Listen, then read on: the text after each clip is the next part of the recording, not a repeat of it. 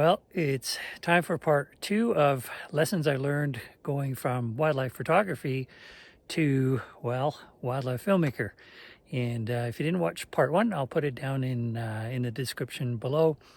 For this part, I have another, I don't know, 8 or 9 lessons, hard lessons that I learned along the way. And without further ado, let's get to it. So the first thing I want to talk about is white balance. I'm going to throw up this video of a grizzly bear that I filmed a couple of years ago in a river, and it started out in the shade and then it moved into the sun. And when I shot the video, I set the white balance in the beginning, but here you'll notice how it shifts through the clip. So it's something you have to be really aware of. So you may say, well, should I set automatic white balance, or should I actually just determine my white balance? And I usually just set my white balance to where I am. Now, sorry, I'm out of breath because this is fairly high altitude and I'm walking up a road here, or, well, I guess it's a road. Anyhow, but what else matters is the file format that you shoot in. So if you shoot in XFAVC, for example, the white balance is more or less baked in. If, on the other hand, you shoot in RAW, you're going to have, of course, much bigger file sizes, but at least then you can change your white balance like you can with your photos. Let's jump over to a piece of kit, a piece of gear that I highly recommend you get, and that is an external monitor. Now, if you're using your mirrorless camera, for example, well, then you'll have a little screen that sits on the back of it. In this case, this is a cinema camera, so it comes with a monitor, but as you can see, it is kind of dark and it's not all that big. And today is a sunny day, and this little monitor makes it really kind of difficult to pick out any kind of detail, just because the size of it and also because of the brightness. Brightness is often referred to as nits. So what I suggest you do is get an external monitor like this guy.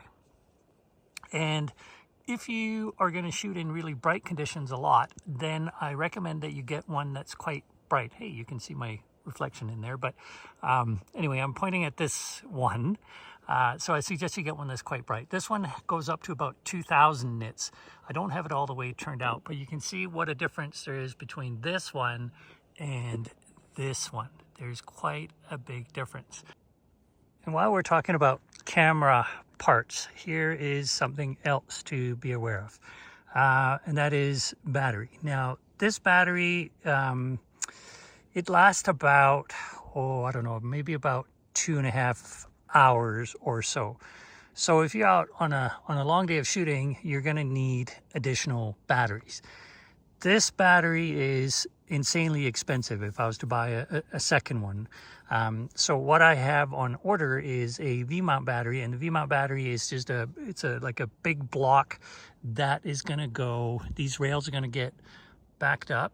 So I'm going to back the rails up here. I have like a plate that's going to go on it, and then a V-mount battery that's going to go back on that. And then you have another cable that goes from the V-mount battery into this guy, and that will power the camera pretty much, well, I'm not going to say all day, but it's certainly going to power it a lot longer than this will. And then what you can do is you can get a couple of V-mount batteries, and some folks, they put on 2 of them at the same time, so you can hot swap them, or you can put one on, but then of course if you take it out and you change it over, you won't be able to film at the same time. But anyway, the bottom line on this is definitely get more batteries, and I would say get more batteries than you think you need. Nothing is worse than having this great opportunity and not have any juice for your camera. So let's also talk about pre-roll and B-roll, and I'm just going to lump it into one because really the only reason is because they kind of sound similar, but they're very different.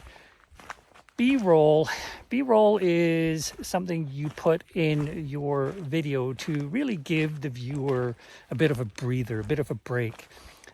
So you're doing a video from, I don't know, I'm going to pick Yellowstone just because it's one of my very favorite places for this. And let's say that you're doing a sequence on bison.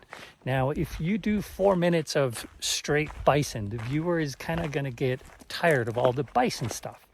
So you need what's called B-roll. And B-roll is basically kind of like a little breather. You know, you show like the water flowing in a creek. Here, I'll throw up a few examples of B-roll. But maybe it's water through a creek. Maybe it's snow falling over the mountains. Maybe it's leaves rustling, or maybe a leaf falling from a tree. Something that gives the viewer a break. And it is really essential that you put in B-roll. B-roll is really, it's actually really, really important.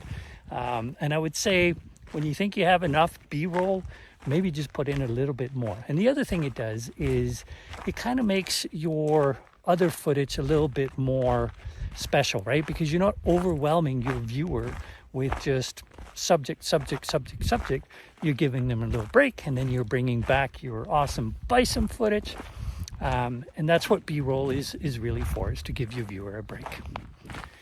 Lunchtime.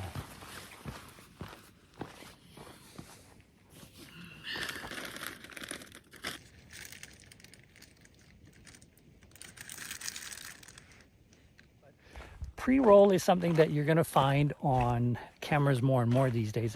Lately it's been introduced in the photography world, which is great. In the video world, it's been around for a while. And pre-roll is basically a setting on your camera where the camera is recording, if you will. And then you can basically just let it run, and it loops. So the footage kind of loops over itself. So kind of, if you're on a 4-second, 5-second pre-roll, then every 4 or 5 seconds, it overwrites itself. And this is really useful when you're in a situation where, let's say that you're waiting for an eagle to take off, and it's just sitting there, but you really don't want to miss it. And of course, if you wait until it actually does take off, well, then you're only going to get the latter part of the liftoff. So pre-roll allows you to record the time before the takeoff. And so what you do is you see, okay, now the eagle is actually leaving. You hit the button. And by the way, use a remote release for this, because you don't want to touch the camera, because even you touching the camera is going to introduce some shake.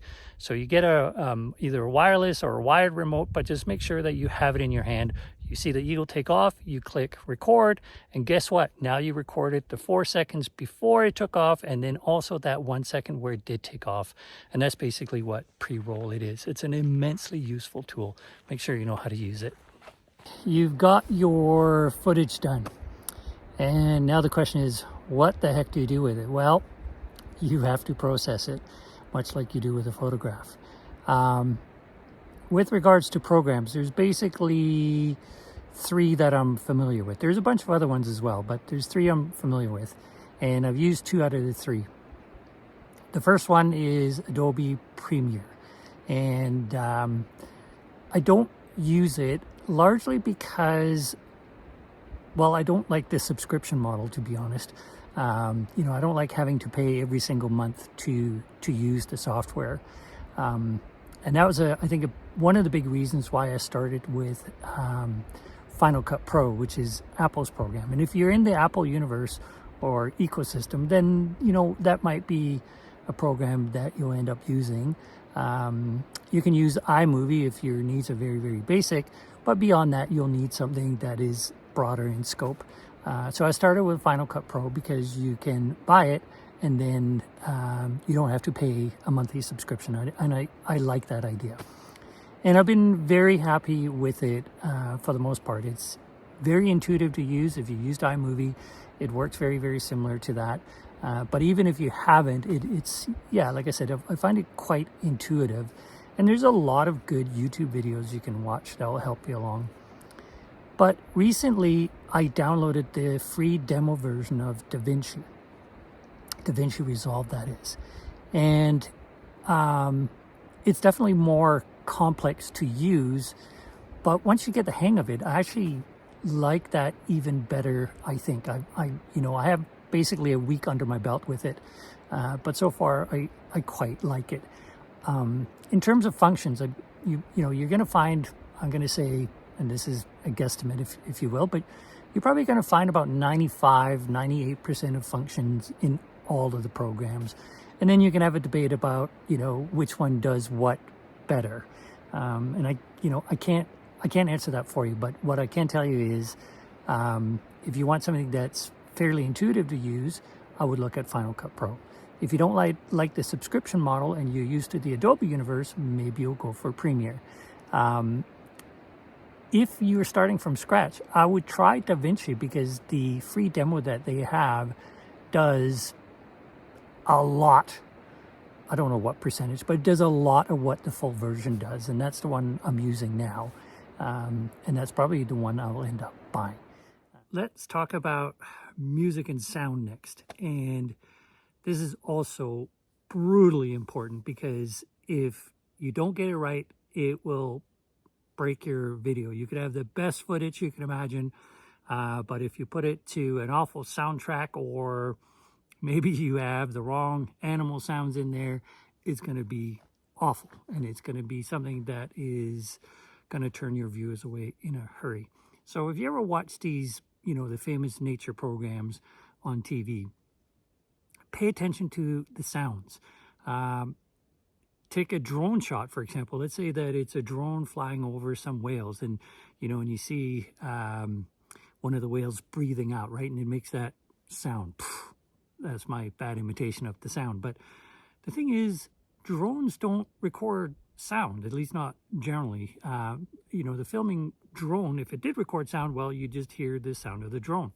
So that sound gets added in later. And the reason why we often don't record sound in the field is because it can be drowned out by other things. So I mentioned Yellowstone before. When I'm in Yellowstone, sometimes I'm near the road and a car comes by, they'll ruin the sound.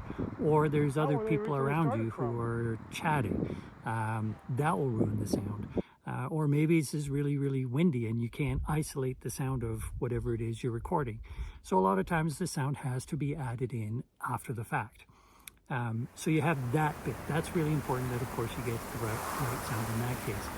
And then music, if you add music to your footage, I can't tell you how much time I spend on just trying to pick out appropriate music. And I don't think I always get it right, of course, but I spend a huge amount of time listening to soundtracks. And there's a couple places where you can get free music that you can embed into your video. I have a subscription with a service. I know at least one other one, and they do have a really, really good selection of music, and it's not that much per month, but it is crucial to get both your sound right and your music selection right. So just be really, really careful with that.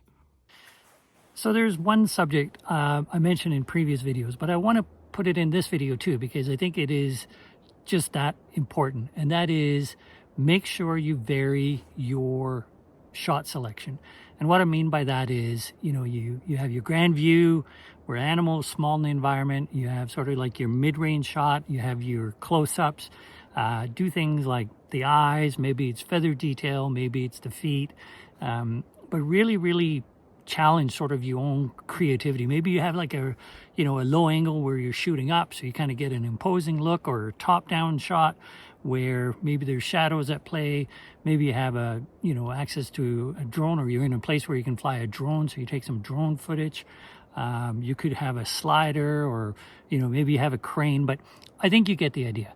Be very creative with how you shoot, because that diversity of shot is what's going to keep your viewer interested in what it is that you're showing them. Well, you made it to the end of the video. Thanks so much for watching. I covered a lot of things across these two different videos, and having said that, it's likely that I forgot a bunch of things, and certainly if you can think of something that I didn't cover, feel free to put it down in the comments. Also, before you go, if you would kindly hit the like button and maybe even the subscribe button, that would be greatly appreciated. See you next time.